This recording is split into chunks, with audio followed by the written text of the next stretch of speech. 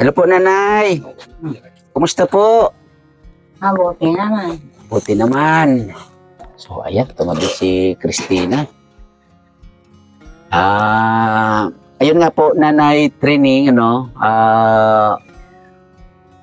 gusto po kasing malaman ng ating mga viewers, lalong-lalo na ng mga tumutulong po sa inyo, Nanay Training. Sa part niyo po, Nanay Training, gusto nyo po bang mapaganda ang bahay ninyo o gusto nyo ng ganito na lang, bubong lang yung ayusin?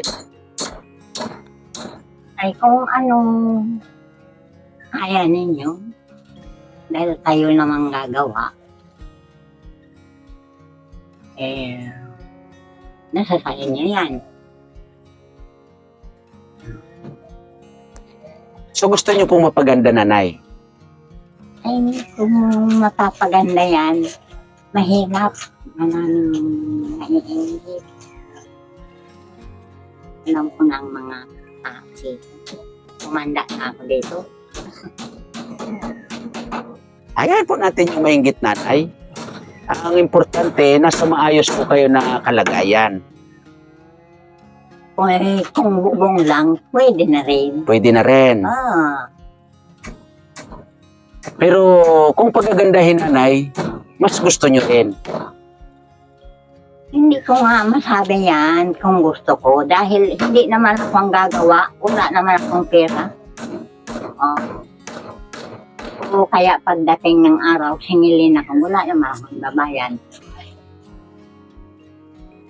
Gano'n naman ang sa senyor. Kulang nga sa pagkain namin. Gano'n ang kapirang. So nag-aalala kayo, Nanay, baka pagdating ng araw, singilin kayo ng ginastos dito. Yun. So, ikaw, Tinay, gusto mong mapaganda yung bahay ninyo? Yun. Diba, Nanay?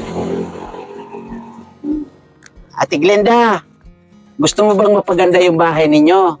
Yun. Diba? So, ano kasi ito, Nanay Training, naipatanong lang ng nagmamahal sa inyo na mga sponsors kung gusto nyo pong mapaganda yung bahay ninyo. So, ang ano ninyo, Nanay, pinoproblema ninyo ay nag-aalala kayo na baka pagdating ng araw, singilin po kayo. Hindi naman po yun, Nanay, mangyayari. Kasi ang mga sponsors po, Nanay, ay yan po ay nagmamahal or minamahal yung mga kagaya nyo po. Lalo na ganito ka hirap yung sitwasyon ninyo. Kaya wag po kayo mag-alala, Nanay. Kung sakasakali man ito po ay mapaganda, Nanay, wag po kayo mag-alala doon sa bayarin. Kasi ito po ay para sa inyo, Nanay. Tulong po yan sa inyo, Nanay. No, tulong po yan sa inyo. Na sabi nga nila, Nanay, pinapatanong, no, na ito bang sila Christina at Ate Glenda, ano po yung sitwasyon ng pagliligo nila, Nanay? Araw-araw po sila naliligo naman. Yeah, hindi na araw-araw. Nakangiti si Ate Glenda, oh. Umiigib siya ng tubig. So, ang tubig nyo talaga, Nanay, doon sa puso. Doon nag-iigib talaga. Oh. Dahil yung mineral parang mapait. Ay, ayaw mo ng mineral. Buti hindi maalat yung puso doon. Hindi. Dahil galing bundok yun eh. Okay. Walang taong dito. Bundok yun. Yung pinakaano na yun doon, bundok talaga pala. Bundok yan. Okay. Malinis at ilan na yan ang DSWD para tiningnan kung talagang malinis. Okay. So ang ano dito, Nanay Training, ito ay palapit na rin matapos ang bubong ninyo. ako hindi pa naman ako nagsasabi na sigurado na mapapaayos talaga ng maayos itong bahay ninyo, pero ang ano kasi ay kailangan anong tawag nito, yung maanuhan, yung mapalitadahan ang paligid. Mapalitadahan, ibig sabihin, palitadahan, magiging maganda na sa paningin. Di po ba, nanay? At yung mga pinto, lalong-lalo na yung mga bintana, yung pinto ng mga kwarto. At yun nga, nanay, kahilingan din kasi yun nga, yung nagbigay sa inyo niya ng ano na yan, katre, yan po ay talagang ibinigay po yan para sa inyo, nanay. Ay, hindi ko naman matiis na nakahiga siya sa simento. Yun lang. Si Ate Glinda, Oh, Yun. merong kumbaga papag na sa pansamantala nga ito, mga kalingap, mga kaibigan, ay so ang papag na to po ay pasira na rin. No, pero pwede pa naman to nga i-repair, no? Ilang kwarto ni Glenda doon. Saan po ang kwarto ni Doon Ate dati Glinda? doon. Yung doon sa yung maliit na yon. Higa na yung higaan niya. Okay. So, higaan ni Ate Glinda ang kulang. Para as in, magamit mo na rin yung para sa iyo. Tama po, nanay? Ako, matanda na, pwede din sa ganun. So, yung ano mo, nanay, dito, Balik na nga yung mga bakal. sira na nga eh. Itapon na natin yan. Palitan natin ng bago, nanay. Ayaw mo nang magamit ng bago, nanay? Ayaw mo gumamit ng bago? Wala naman akong bagong ibibili. Yun lang. So, Akong ibibili ng bago. yun ang pinag-alala po ni nanay, mga kalingap, mga kaibigan, sa mga tumutulong po dito kila nanay training, yun po ang pinag-aalala niya kasi nga ay yun sa gastusin. So, ganun po, nanay, no? Malalaman nyo na lang po pagkatapos ng ninyo dito, yung bubong, no? Pag natapos itong bubong ninyo ay doon naman po ninyo malalaman kung ano yung magiging sitwasyon muli, no? So, ang mga dito, nanay, no? Yung mga natitira pa dito, yan, yung mga ganyan, yung pinagtatanggal natin dati, at ito pa nga nakatambak dito ay pipiliin po natin yan, nanay, ha? Magano po tayo ng... Meron akong pension, hindi ko alam kung saan. hanapin po natin yan lahat, nanay. Hanapin po natin yan lahat kasi nga ay gusto mo ba nang magkaroon ka ng sarili mong kwarto dito sa bahay mo, nanay? Yung sa kwarto mo ikaw matutulog. Kasi 3 kwarto to na eh. Titag-isa kayo kay Ate Glinda doon. Tapos dito naman kay Christina. Tapos yung doon sa'yo. Dito na. Kung tatanggalin na natin yun kasi lilinisin nga yung labas. Pagagandahin pati yung labas. Na kumbaga magtatambay-tambay kayo doon, maaliwalas, makikita kayo ng mga taong dumadaan doon eh. Wow, si Nanay Training, ang gwapa na ngayon, no? Di ba? Baka na naman mamaya niya, Nanay Training, pag maganda na yung bahay ninyo, may manligaw sa iyo, ha? Ay, noon bata pa ako, hindi nga ako nagpaligaw. Ngayon pa kaya, no? Tama yan, Nanay. Hindi ko ugali yan. Wag na magpaligaw, Nanay. Basta ang Gusto ko importante. alagain yung mga anak. Yes. Kahit napapaano. Opo. Mapag-aral ko. Tapos yung high school yan. Si Christina. Yung dalawa, Si Ate Glinda, anong year ang inabot nito? college yan. College, Secretary sa Manila yan. Nagkuhan doon yan, nagkasakit dahil pinatigil ng kapatid niya sa mag-aalaga ng bata. Ayun. So, anong year ang inabot niya sa college, nanay, ni Ate Glinda? Second year. Second year college. Grabe, no? Ate Glinda, gusto mo mag-aral uli? Gusto mo mag-aral uli? Naku, gusto pa mag-aral ni Ate Glinda. Ilan taon na si Ate Glinda na? 15 na. Mag-50 na. Ate Glinda. Ate Glinda. Paano yan? Baka mamaya pag maganda na yung bahay ninyo, may manligaw sa'yo. Huwag ka magpapaligaw, ha? Ate Glinda? Okay, good. Hindi magpapaligaw sa Ate Glinda. Nag-aral yan sa Cagayan. Ay, sa Cagayan pala. Oo. Pero saan ba talaga, nanay, talagang pinaka-probinsya ninyo? Donsol. Donsol talaga kayo. Isidro. San Isidro kayo? Barrio. Barangay San Isidro. Doon ako pinanganak.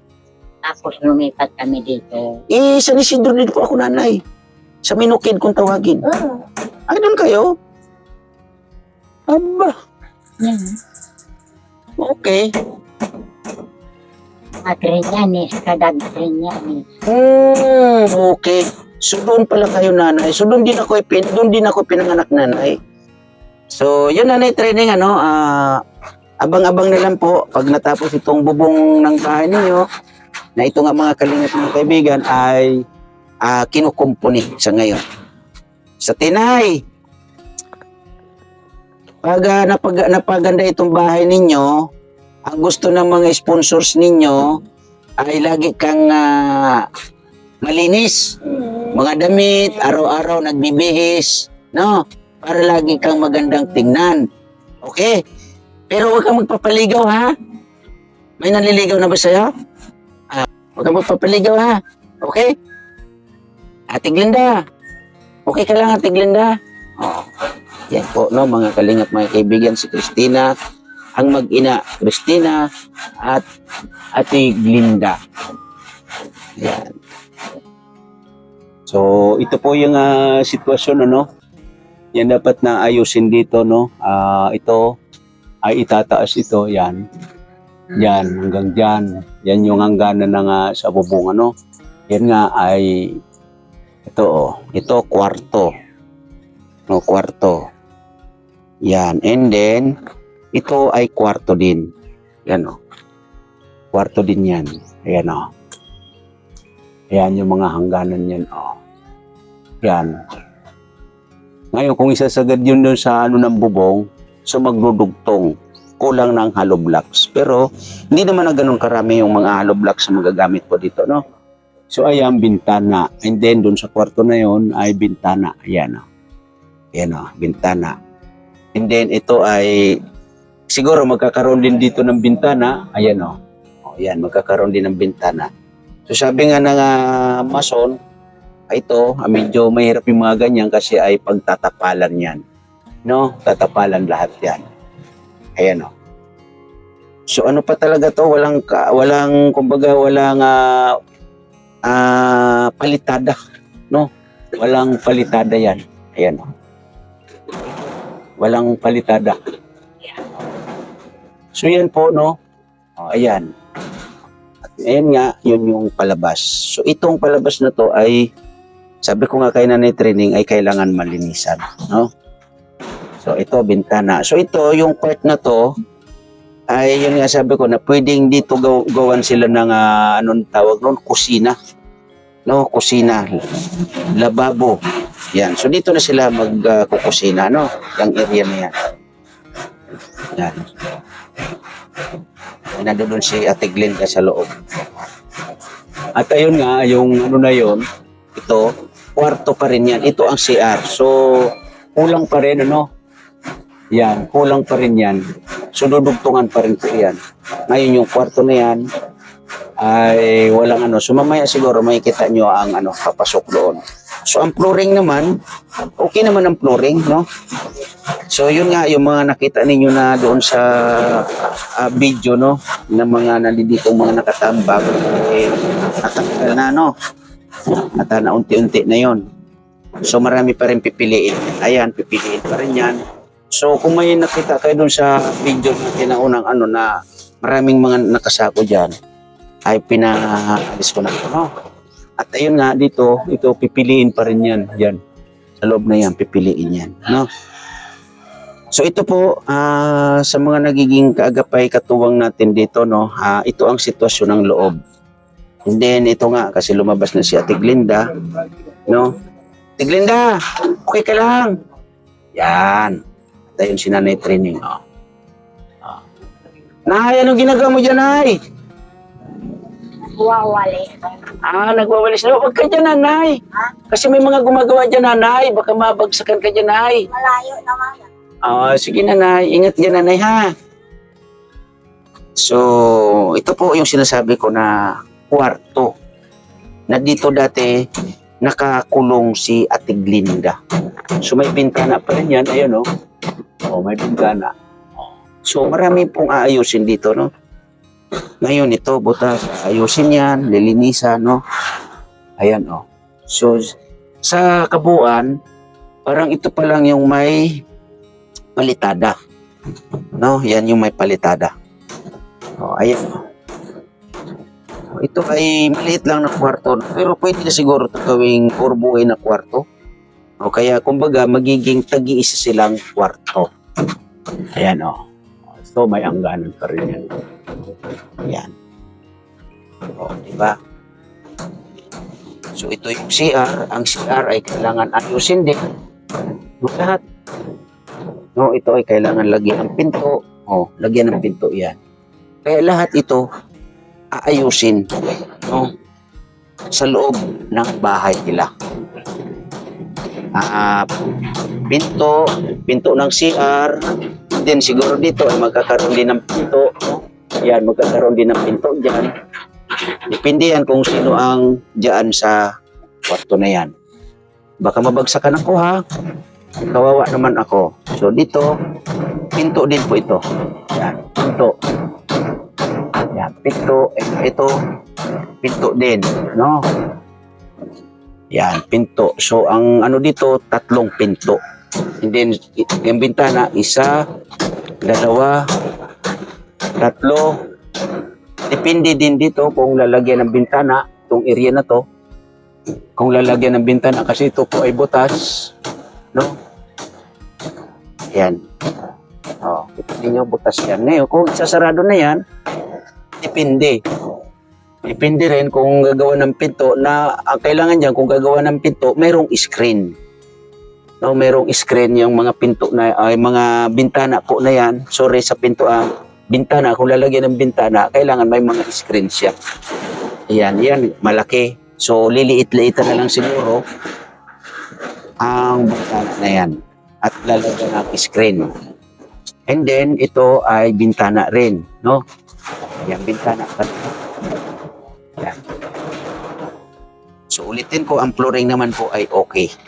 So, dito tayo sa labas na ito ay siguro ay kailangan na rin alisin at ito nga, ano na to, dati daw pala ito ay tinda-tindahan. Kaya merong additional dito. Ayan, maraming nakatambak po dyan, oh. So, ayan, oh. Ito ay harapan. Yan, kung mangyari ay harapan po yan, ano? Ayan, marami pang nakatambak, oh. Kita ninyo, oh, daming nakatambak. So, aalisin po to. And then, yung mga wire, yung kuryente dito po ay kailangan maisaayos yung istilasyon. No, kailangan maisaayos sa istilasyon. So, ang mga wire po dito ay wala na. No, wala nang ano dito, wire. So, ang mangyayari nga po dyan ay madadagdagan ito ng gastusin kasi yung wiring po dito, no? Ang wiring dito ay papakwenta pa natin kung magkano ang aabutin at kung ano ang haba ng wire dito na gagamitin para maging maayos yung ano po nila, ilaw.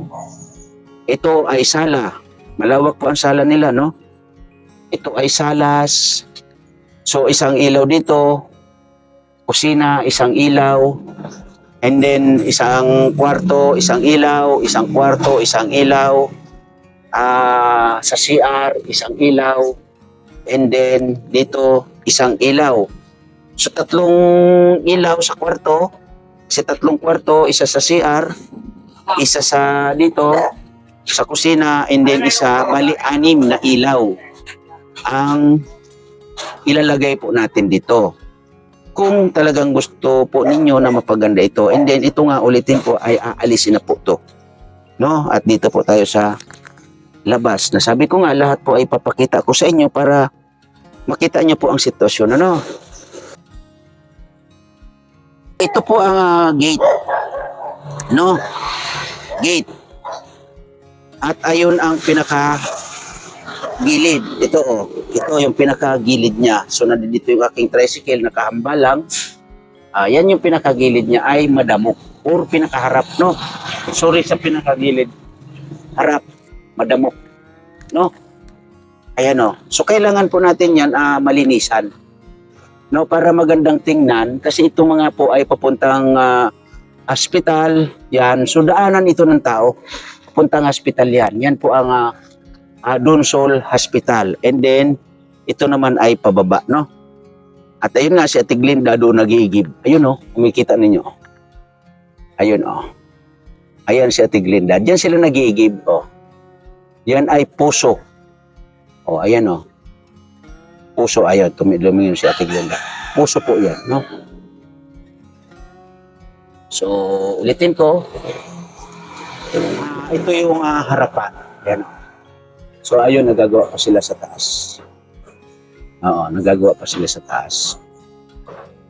Kaya, ito ay marami po tayong dapat linisin dito. Yan sa, ano na yan, pinakaharap na yan. Yung mga tanim-tanim dyan na hindi naman at saka ito, paligid, aalisin. And then may nagiging problema dito na request nga ng kapitbahay kasi ito ay may puno. Ayan kung makikita ninyo, puno. Na pag bumagsak po yan, pwedeng mabagsakan ang bahay nila. So ang request ng kapitbahay dito, itong kapitbahay na to ay kung pwede daw ay ipaputol na yan.